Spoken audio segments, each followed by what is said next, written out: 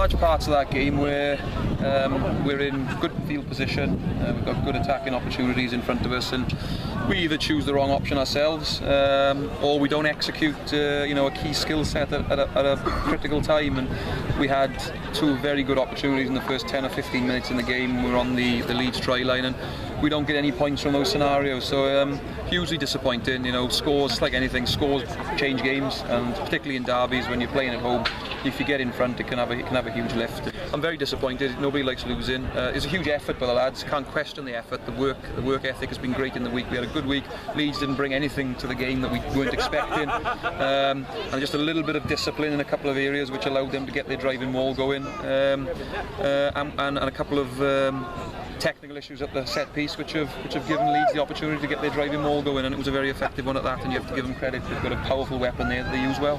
I suppose that's positive that Leeds are tipped to one of the very top teams in the division, and you've given them a really good game today, nothing really there to frighten you. Well, I don't want to be disrespectful to Leeds. They're a very good side, but certainly if they're tipped to be a top 2 or 3 team, I think we've shown today in large parts that we're also capable of that type of end into our season. So what's important is take the lessons from the loss. We took some very harsh ones from last week's game. We managed to get a win last week, but I think we took a step forward this week in terms of our attack, in terms of holding the ball for longer periods.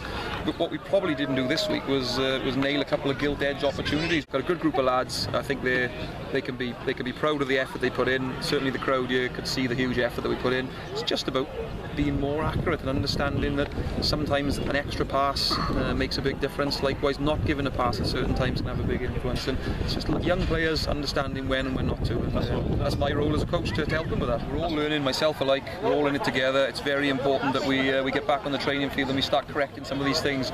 We don't want to be in January, February time talking about the same issues. As long as we correct them as we go, we'll be fine.